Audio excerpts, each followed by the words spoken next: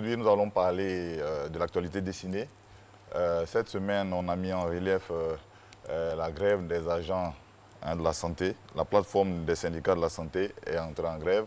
Elle réclame notamment une amélioration des primes de risque sanitaire ainsi que des primes de logement, des indemnités de logement. Ah oui. Alors, il faut dire que le mouvement a été diversement suivi. Mais bon, on espère que on voit une prime qui est en train de courir, on voit des agents en grève. Voilà, des personnes qui courent aussi derrière la prime. Derrière la prime. Est-ce que ça devrait être ça? Normalement, si c'est une prime auquel on a droit, on n'a pas besoin de temps Oui. de tracasserie. Bon, ce qu'ils disent, c'est que c'est des primes auxquelles tout le monde devait avoir droit. Or, il se trouve que certains... qui ont droit et d'autres n'ont voilà, pas droit. L'éternel problème de... Oui. Les montants aussi... Il y a une disparité au sein de... Voilà, les montants aussi... Les montants varient entre une personne X et une personne Y. Voilà, À la tête du client. entre 30 et 75 000 francs. Ils réclament aussi des indemnités de logement pour tout le monde. Voilà, alors qu'actuellement, ce sont les médecins seulement qui y ont droit. Okay. Voilà, ils veulent que ce soit étendu un peu à l'ensemble du corps. Je pense que dans un dialogue constructif, on trouvera des solutions. Normalement. Mais vous savez que quand dans ce pays aussi, il y a le dialogue, il y a des décisions, il faut appliquer les décisions de façon équitable. La suite, Hilary? Ensuite, on a donc le lancement des travaux de l'embouchure de Grand Bassam. C'était donc le lundi dernier en présence du vice-président M. Daniel Kablan-Dekan et du Premier ministre Amadou Gon Coulibaly. La caricature est très inspirée. Hein. Bientôt le 28 de dire, l'embouchure, hein. annonce de la construction d'un port de pêche. Voter, ils travaillent bien, puis les électeurs. Pourquoi ils sont empaquetés comme ça? Et c'est un filet là-haut? Oui, c'est un filet. Ah d'accord. Port de pêche, filet, c'est quoi électeur. le message subliminal, c'est quoi là? Bon, c'est pour dire qu'en fait, ce qu'il faut retenir, c'est que l'embouchure permettra donc de créer des emplois directs et indirects, notamment la création d'un port de pêche. Cela va favoriser aussi donc, la pêche industrielle, et la création d'un port de plaisance, etc. Et donc, ce sont des emplois directs et indirects. Bon, quand on fait ça, je veux dire que les retombées, c'est le bien-être de la population et de façon subtile, c'est aussi la quête aux voix. C'est ça. Voilà. Donc, on a la pêche des poissons, on a la pêche aussi des humains. Voilà, cela va ensemble. Allez, en fait. Autre caricature tout aussi explicative, très cher Hilary. Cette fois-ci, nous allons aller donc, en Bolivie.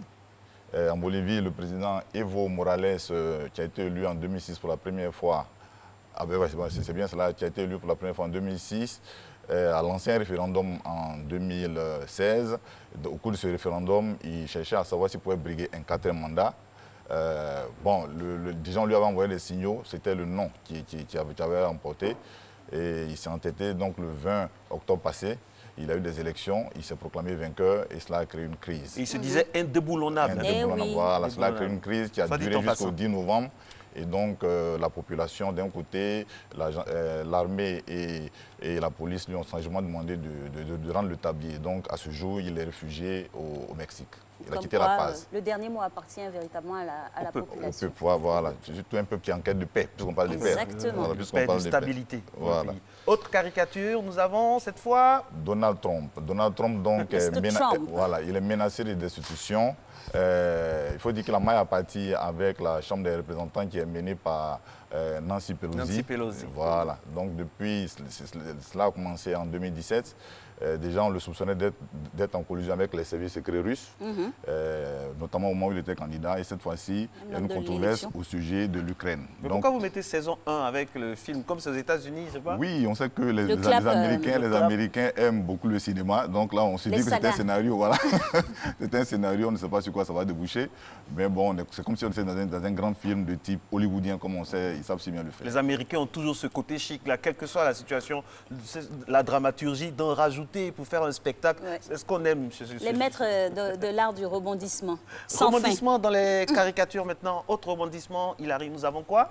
Bon, je pense que ce sont les 4 caricatures Vous n'avez pas envoyé une colombe de la paix pour nous blaguer un peu? Oui, mais vous savez, un grand homme dans ce pays a dit que la paix, ce n'est pas un mot, c'est un comportement. Ce n'est pas un vain mot. Ce n'est pas un vain mot, voilà, c'est un comportement. C'est le président Félix Houphouët-Boigny.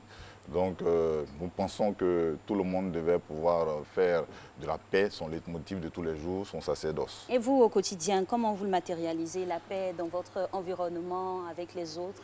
Surtout dans la presse. Hein. Bon, il faut dire que de nature, je suis assez calme. Ceux qui me connaissent à la rédaction savent que même quand nous faisons nos réunions de rédaction, le ton il est assez mesuré. Parce que la paix, on la crée soi-même. Hein. Voilà, la paix, on la crée soi-même. Oui. Et je crois que tout le monde devait fonctionner dans cet esprit-là. Alors, quand on veut, par exemple, faire passer un message, le mieux, c'est de se dire qu'il ne faut pas heurter l'autre. Voilà, ça, c'est avoir le bon ton, voilà, comme le disait un homme politique dans ce pays. Mais moi, j'ai une question à poser. Est-ce que la paix, ça doit être aussi l'hypocrisie? Parfois, il y a des vérités qu'il faut dire et on est obligé de choquer. Comme dit, avec la manière aussi. Mais avec la manière. Mais il y a des fois aussi, quelle que soit la manière, ça sera choquant. Donc, qu'est-ce qu'on fait?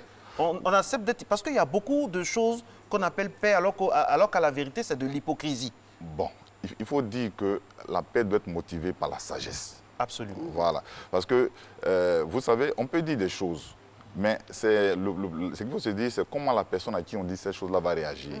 Voilà. Donc, s'il faut masquer certaines vérités pour avoir la paix, je préfère cela. Même si on dit que c'est l'hypocrisie, ce n'est pas grave, mais ça permet de maintenir la paix. Mais cela n'empêche pas de dire la vérité aussi. Voilà.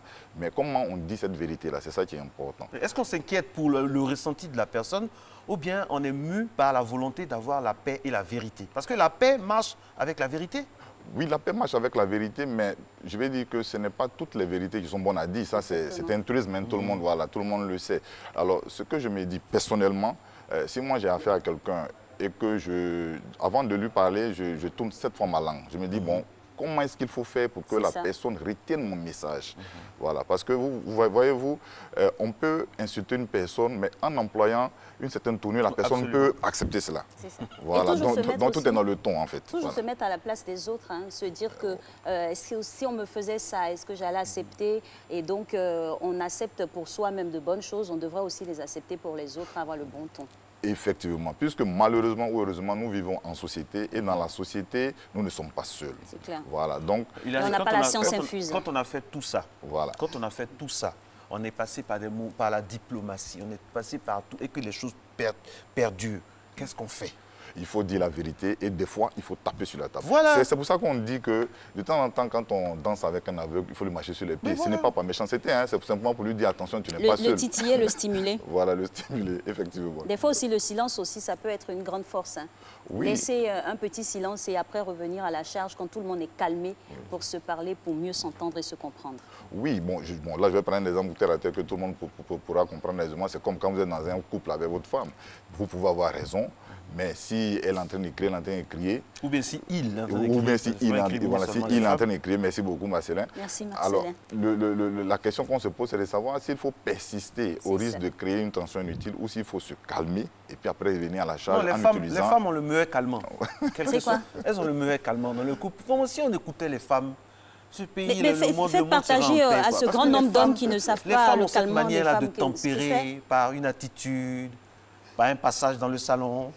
Par une attitude, voilà. Avec un morceau de pain. Oui, mais c'est ça, parce que... Alice dit avec un morceau de pain, c'est du vécu? Non, c'est des secrets partagés qui sont en train d'être livrés. C'est du vécu? Des secrets partagés. Oui, mais il y a un ami qui me racontait une anecdote. Il dit qu'il était en parole avec sa femme, et puis il s'est joué les durs. Mais bon, un jour, elle est sortie donc de la douche. Elle est venue tranquillement avec son morceau de pain, comme l'évoquait tantôt Alice. Et il dit qu'il a été obligé de se demander pardon lui-même. Non, mais ce monsieur, il a de la sagesse. Il a de la sagesse. La paix, ça commence dans les couples, dans les foyers. Et dans les cœurs. Dans les cœurs, voilà. Donc, si au niveau de la maison, vous faites en sorte qu'il y ait la paix, c'est vrai, on dit ça en riant, mais c'est la réalité. Hein. Autant la femme peut se dire son homme pour avoir la paix, autant il faut savoir parler à nos enfants. Surtout les enfants, les réseaux sociaux. Il y a des enfants de 15-16 ans qui achètent des passes rien que pour insulter. C'est ça. Ou bien d'autres personnes passent par ces enfants-là, acheter des passes pour insulter quelqu'un. Ah, moi, je guette Alix. Hein. Donc, je guette Alix, je guette Marco, mais je guette Hilary. Je vais donner... il y a plein d'avatars, il va l'insulter, et puis voilà. Pourtant, ça ne vous apportera rien, strictement rien. Ça n'empêchera pas Alix de se réveiller le matin si Dieu le décide. Oui, mais justement, il y a les juifs faciles aujourd'hui sur les réseaux sociaux. Voilà, comme vous parlez des réseaux sociaux, effectivement, il y a beaucoup de dérives sur les réseaux sociaux. Et comme chacun peut se cacher derrière un avatar, derrière un compte fictif, pour dire ce qu'il veut, cela crée des dérives.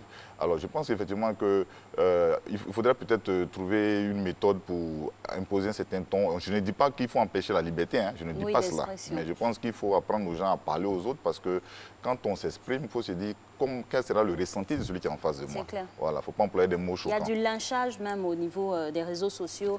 On en voit encore un, et puis on apporte notre soutien à cet artiste, la Bamba Missara, qui est lynché inutilement sur les réseaux sociaux. Dieu seul sait pourquoi, juste pour avoir choisi un art de s'exprimer. D'autres personnes derrière qui ne peuvent pas certainement attraper un micro se permettent de lui lancer des invectives. C'est vraiment pas normal. Et quand on est homme public, ça fait mal. On ne peut pas répondre parce que voilà, on ne peut pas répondre à tout ce qui se dit. Au-delà du droit de répondre, ce qui va envenimer les choses, on ne peut pas répondre. Mais ce sont les enfants, les proches qui souffrent. Et c'est ça qui fait mal. Donc, il faut désarmer les messages sur les réseaux sociaux. Parce qu'on dit réseaux sociaux. On n'a pas des réseaux non sociaux, c'est des réseaux sociaux, c'est pour partager, c'est pour faire du bien aux autres, c'est pour critiquer dans la politesse. On peut dire que Marco est nul, mais si on démontre que Marco, quand il parle, il fait des fautes, tout ceci, cela, Marco va accepter, il va travailler pour être mieux, vice-versa. Donc vraiment, soyons en paix déjà sur les réseaux sociaux avant de courir derrière les politiciens, parce que franchement, des fois aussi, les politiciens ont gros dos. Non, ce n'est pas à eux que ça revient, c'est à nous tous, c'est un travail collégial.